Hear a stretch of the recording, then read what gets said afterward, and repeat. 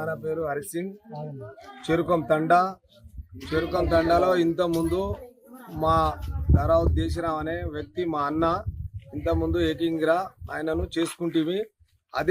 అదే ప్రకారం నీకు సుధా ఏకింగ్రా చేద్దాము అని అన్నారు. ఫస్ట్ రోజు ఆయన అన్నకు చేసినప్పుడే అన్నారు.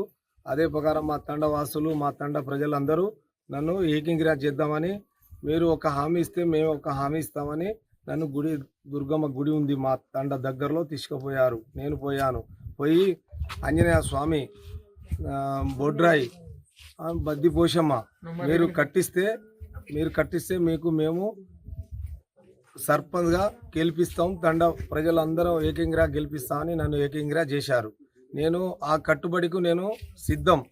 నేను ఏ పార్టీ మనకు సంబంధం లేదు. వ్యక్తిగతంగా ప్రజా మనిషిని వ్యక్తిగతంగా ప్రజలే నన్ను ఎన్నుకున్నారు. నేను ఏ పార్టీలో సంబంధం లేదు. ప్రజలే నన్ను ఎన్నుకున్నారు కాబట్టి ఆ ప్రకారం వాళ్ళు చెప్పిన మాట నేను నిలబెట్టుకుంటాను. నేను చెప్పిన మాట మా ప్రజలు నిలబెట్టుకుంటారు. అది నా ప్రజల మీద నాకు హామీ ఉన్నది.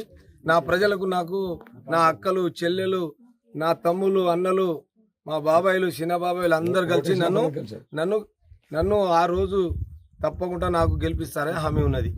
అంతేనా? ఇంటికి ఇప్పుడు మేము నాకు 1000 రూపాయలు ఇస్తా అని చెప్పాను. ఖర్చులు పూజ బోనాలకు 1000 రూపాయలు ఇస్తా అని చెప్పాను. అంటే ఇంటింటికి వేయిస్తావు? ఇంటింటికి వేయిస్తా.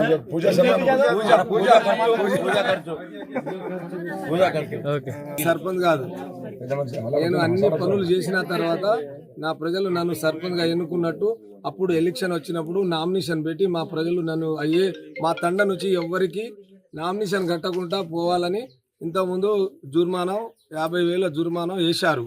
అదే ప్రకారం ఎవరు ఎలక్షన్ రాగానే అలా ఎవరు నామినేషన్ వేయడానికి పోవడానికి ఆధారం ఉండదు.